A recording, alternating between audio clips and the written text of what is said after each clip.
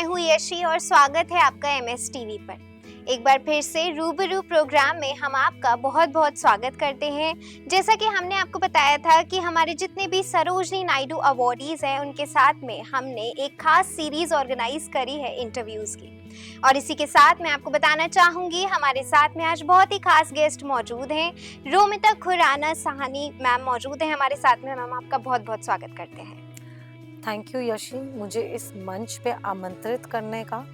मैं अपने आप को बहुत खुशनसीब समझती हूँ कि मैं आज एमएस टीवी पे आपके साथ यहाँ बैठी हूँ, और संदीप मारवा जी का, जिन्होंने पहली बात हमें ये अवार्ड दिया है, specially to the women who step out of the house जी and tend to prove themselves. It's not easy.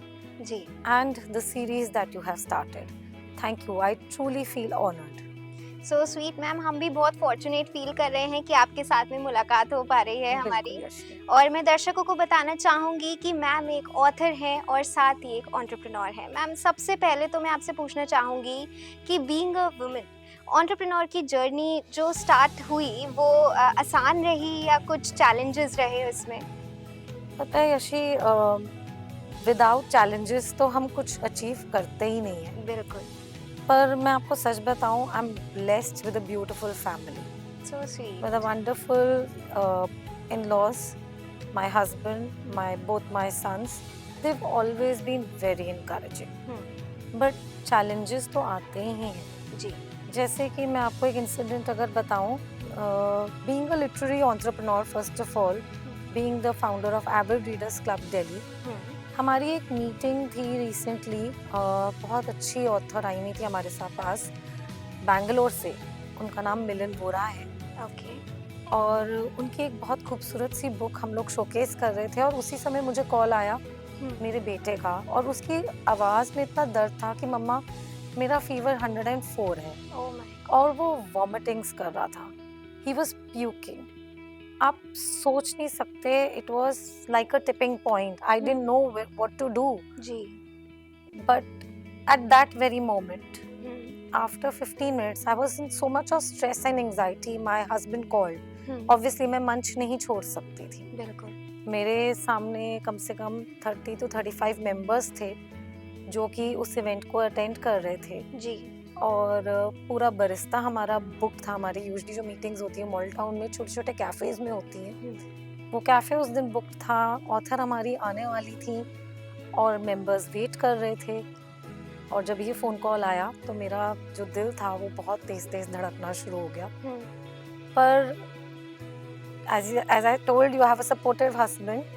15 minutes में मेरे हस्बैंड घर पहुंचे. He gave me a call, carry on with whatever you are doing, you need not worry, I am right there with him. So sweet, so sweet.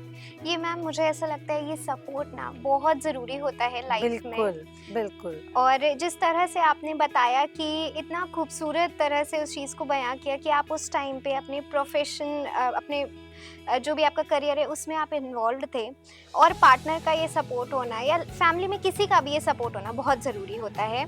और मैं बताना चाहूँगी दर्शकों को भी कि आज ये बहुत ख़ास मौका है कि नारी शक्ति को हम सेलिब्रेट कर रहे हैं। नवरात्रि शुरू हो चुकी है, शुभारंभ हो चुका है, तो बहुत ख़ास मौका है कि मैम आपसे मुलाकात हो पा रही है। मेरे लिए भी ये दिन बहुत शुभ है. सुबह ही जब मैं अपनी पूजा कर रही थी तो मैं ये सोच रही थी कितने शुभ दिन आपने मुझे यहाँ पे आमंत्रित किया है. जी बिल्कुल।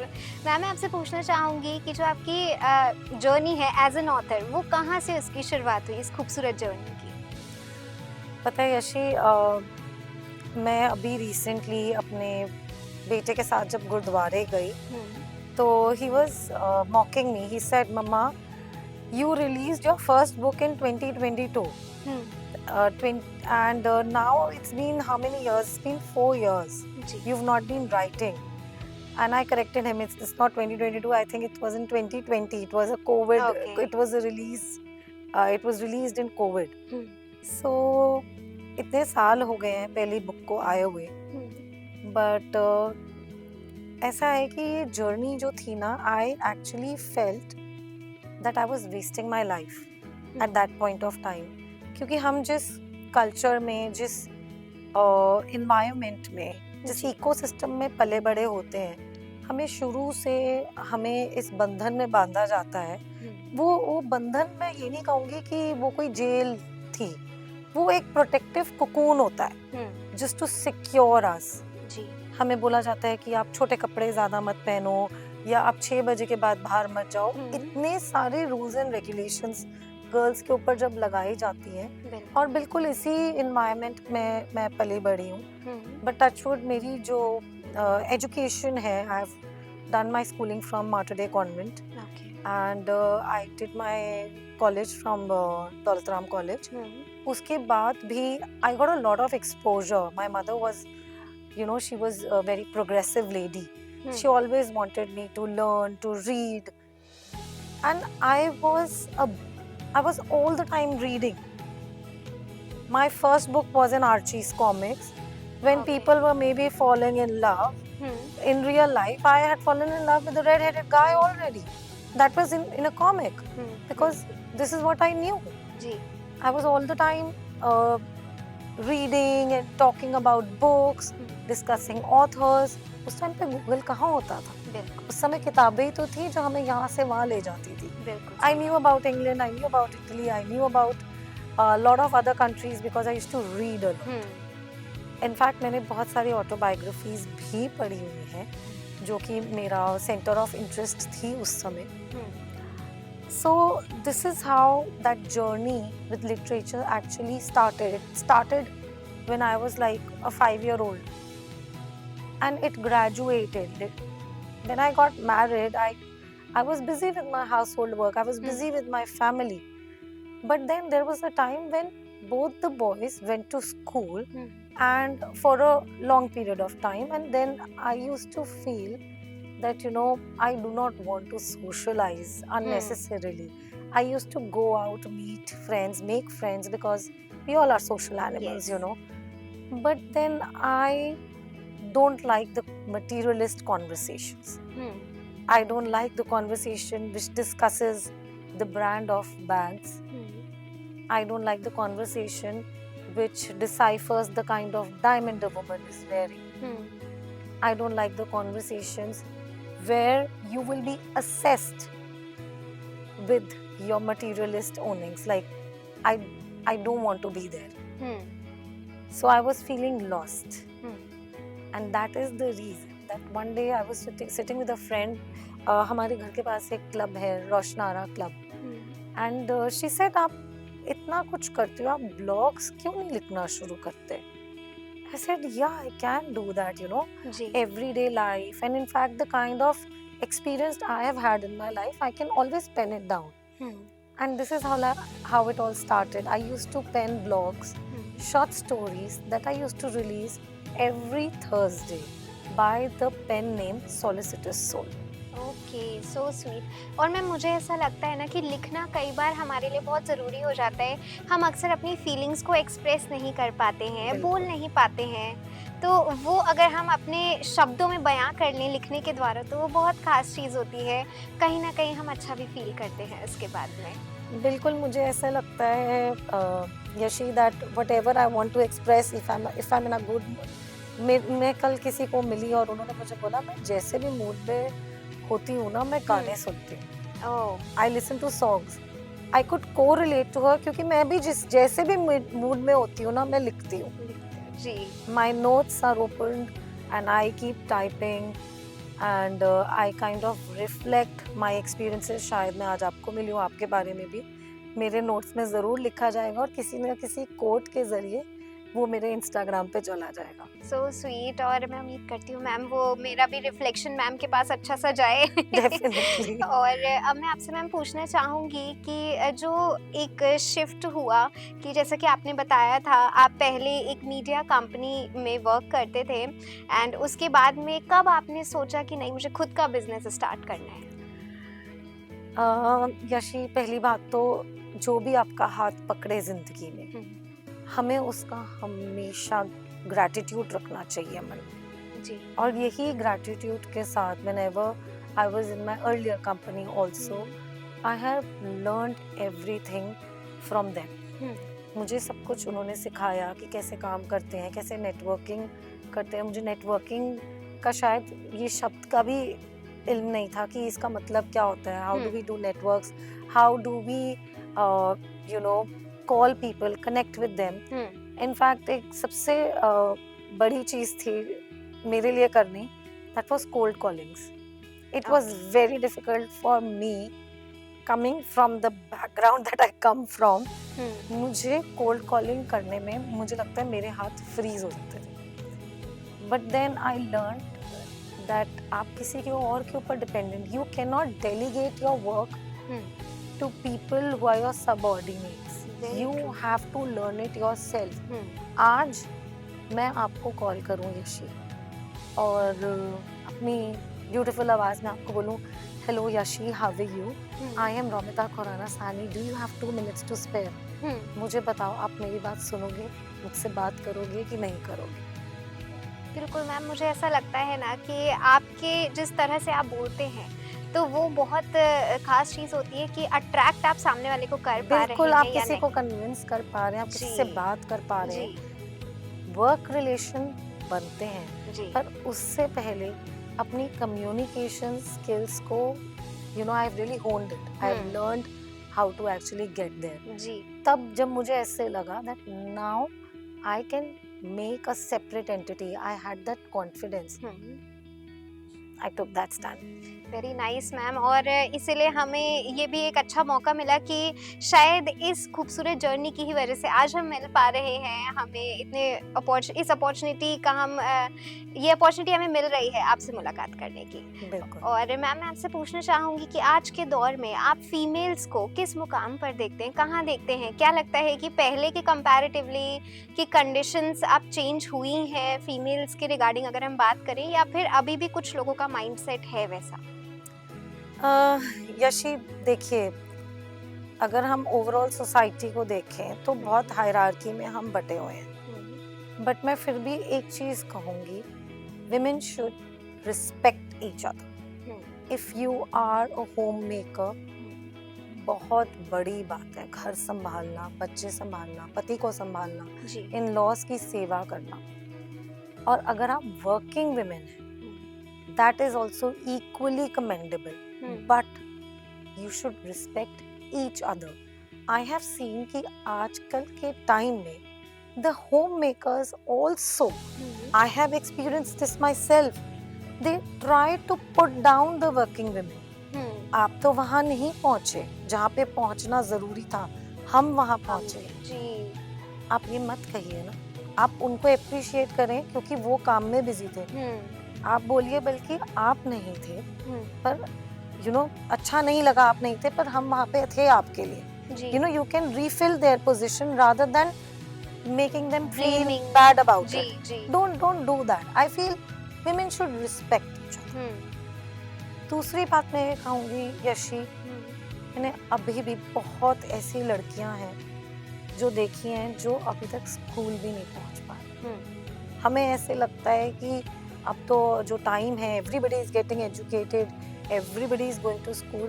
No. They are still girls who are getting ignored. They are still children who are dropping out of their schools and working. And I think government should do something about it. जी क्योंकि मुझे लगता है हम आम इंसान ये नहीं कर पाए। That there should be some system of checking each house, or maybe going and connecting with those people from the lower strata, that how come that your child is not going to school. There should be some check on them. This is what I feel. yes There should be some guidance. NGOs can do that. Independent ऐसे बहुत सारे लोग हैं, philanthropists हैं जो कि ये काम करते हैं, and I myself connect with a lot of people and I encourage children to study.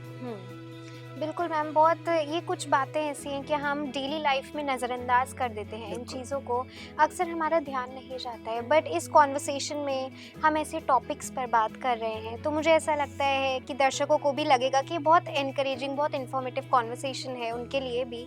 और मैम मैं आपसे पूछना चाहती हूँ अब, क्योंकि अभी के जैसे आपने थोड़े बहुत अपने मैसेज दिए कि किस तरह से सुधार आ सकता है, चेंजेस आ सकते हैं, वर्ल्ड में चेंजेस आए हैं, सोच में परिवर्तन हुआ है, मगर फिर भी भी आज हम देखते हैं बहुत से ऐसे लोग हैं जिनका वही माइंडसेट है कि फीमेल्स को आगे नहीं बढ़ने देना। तो मैम मैं आपसे पूछना चाहूँगी अब आपके क्लब के रिगार्डिंग कि किस तरह की एक्टिविटीज़ आप लोग ऑर्गेनाइज करते हैं क्लब में? यशी, आपने क्लब के बारे में बात करी है और क्लब मेरे दिल के बहुत करीब है। It's like a baby to me. जी। And avid readers club Delhi 2019 में मैंने लॉन्च करा था, उसी सोच में, लिखते लिखते ब्लॉग्स, लिखते लिखते बुक रिलीज करते हुए। बुक मेरी एविड रीडर्स क्लब के साथ ही रिलीज हुई है। जी। 2017-18 में मैंने लिखना शुरू करा और 19 में हमने एविड रीडर्स क्लब लॉन्च करा। And I kind of just wrote a message in most of the groups I was connected with, like a gym group, like a school group of the mothers. जी। And I messaged that whoever feels lonely, doesn't want to socialize, like general socialize and actually read books, we are starting a book club, kindly connect. And that was a very simple short message that I had written. I didn't have any knowledge that हमें कोई flyer create करना चाहिए. Those were the simpler times, you know, and so many of us got connected. And तब जो एक ratio होती थी avid readers club की, I would say, I will not lie to you, it was 30% readers, 70% were there just to listen to us. सुनना भी बहुत बड़ी बात होती है. We need listeners also. जी। उसके बाद जो मेरी मेहनत थी वो ये थी, and I kind of, this was the first meeting, और मैंने उस समय, मुझे याद है, माइक पकड़ के बोला था कि I want to bridge the gap between authors and readers. और मैं चाहती हूँ कि इंटरनेशनल लेवल से भी ऑथर्स एविड रीडर्स क्लब के पास आए और हम उनकी बुक प्रमोट करें. जी। Yashi, after 6 years, I'm so proud we are actually doing that. We build the gap between authors and readers. जी। Every month we read one book of any author, like we ourselves choose those authors and we promote them. जी। Promote them like we read their books. And avid books नहीं पढ़ता, avid उन books को जीता है. मैं इसलिए ये कह सकती हूँ, हम उन किताबों को पढ़ के पोइट्री लिखते हैं, हम प्लेज करते हैं, बहुत सारी थिएट्रिकल रिप्रेजेंटेशंस होती है एविड में. सपोज आपने एक किताब पढ़ी, उसका एक हिस्सा आपको इतना पसंद आया कि आप उसको एक थिएट्रिकली रिप्रेजेंट कर सके. हम पोइट्री के थ्रू ऑथर को बताते हैं कि किस हद तक आपकी किताब हमारे दिल को छू गई है. कई बार हम उसको इस तरीके से ऑथर को जताते हैं. हम लोग रैप्स भी लिखते हैं. अच्छा. रैप करते हैं. मेरी कल्चरल हेड है गरिमा श्रीवास्तव, जो मेरे साथ हैं इसमें, वो बहुत अच्छे पोइट्री लिखती हैं और रैप करती हैं और हम भी उनके साथ इस चीज़ में घुल मिल गए. सो it's a beautiful place to be, having 46 women all together, reading one book and getting connected with the author. आप सोचो ऑथर को और क्या चाहिए. बिल्कुल. रीडर्स, वो रीडर्स आपको genuine authentic readers Avid readers club Delhi में मिलेंगे. क्या बात है मैम, बहुत अब मुझे भी इतना इंटरेस्टिंग लग रहा है ना कि इतनी इंटरेस्टिंग एक्टिविटीज़ होती हैं, थिएट्रिकल रिप्रेजेंटेशंस होते हैं चीज़ों के, तो बहुत खूबसूरत, मुझे सुनने में ही अच्छा लग रहा है. तो अगर सामने से जो लोग उन चीज़ों को महसूस करते होंगे तो वो बहुत बड़ी बात होती होगी उन लोग के लिए. मैम मैं आपसे पूछना चाहूँगी, जिस वक्त जिस पल आपको मारवा स्टूडियोज़ पर सम्मानित किया गया था सरोजिनी नायडू अवार्ड से, तो उस पल क्या फीलिंग थी, क्या कितना एक्साइटमेंट था, आप हमारे साथ में कैसे शेयर करना चाहेंगे? First of all, when I received your mail, it was unbelievable. And I felt कितनी अच्छी बात है कि संदीप जी ने ये चीज़ ऐसी सरोजिनी नायडू अवार्ड शुरू करे हैं जी, जो जिन्होंने सराहना करने वाले लोग बहुत कम होते हैं. बिल्कुल. And I felt so proud when my name was called out, when I was on the stage with him. It is, I felt elated. मुझे ऐसे लगता है कितने ही दिन मैंने दिए होंगे इस करियर में, अपने आप को बिल्ड करने में और एविड रीडर्स क्लब बनाने में, किताब लिखने में, या पेज वन न्यूज़ को एक ऐसा मंच देने के लिए. शायद वो चीज़ें, you know, I felt that today I feel content अंदर से एक कंटेंटमेंट आती है, एक हम्म। संतुष्टि मिलती है दिल को, वो उस दिन मिली थी मुझे। क्या बात है मैम। और मुझे ऐसा लगता है आजकल की दुनिया में कोई भी ऐसा शायद ही होगा जो दूसरे को एनकरेज करे, मोटिवेट करे। और जब स्पेशली लेडीज़ की अगर बात कहें तो इतने सारे किरदार फीमेल्स को लाइफ में निभाने पड़ते हैं, चाहे वो प्रोफेशनल लाइफ हो, पर्सनल लाइफ हो, दोनों ही आपस में बैलेंस करके चलना पड़ता है फीमेल्स को। तो और जब ऐसे मौके पे जब आपको मिलता है एक एनकरेजमेंट, तो वो बहुत खास पल होता है। बिल्कुल। और मैं आपसे पूछना चाहूँगी मैम कि आपकी तरफ से क्या एक मैसेज रहेगा आजकल की फीमेल्स के लिए? So, all the ladies out there, I think you should step out, be courageous, be brave. Whatever you are dreaming, please go and achieve it. But one day at a time. Don't make a haste. सपने पूरे करने में थोड़ा वक्त लगता है। अगर आपको लगता है कि आप इतनी सारी रिस्पॉन्सिबिलिटीज अपने ऊपर नहीं ले पा रही हो, please delegate the duties to people who are with you. I'm sure you will be getting a lot of support from the females who are with you at your house, maybe at your office, or maybe your best friends. So, आप कुछ भी सोचें, अपने dreams को पूरा करने के लिए आगे बढ़ें. What a great message ma'am, कहना पड़ेगा। मुझे ऐसा लगता है ये पूरा कॉन्वर्सेशन ही बहुत ब्यूटीफुल रहा है। Thank you. और इतने खूबसूरत तरह से आपने अपने एक्सपीरियंसेस हमारे साथ में शेयर किए हैं। मैम, मौका भी है, दस्तूर भी है, तो हम सभी की, दर्शकों की भी तरफ से मेरी एक आपसे एक दरख्वास्त रहेगी कि छोटी सी पोएम जो भी आपकी लिखी हुई हो वो हम सभी के लिए आप बोलें। थैंक यू यशी, मुझे ये मौका देने के लिए. मैंने रिसेंटली एक बहुत खूबसूरत किताब पढ़ी है मोना वर्मा की, द रिवर दैट रिमेम्बर्स.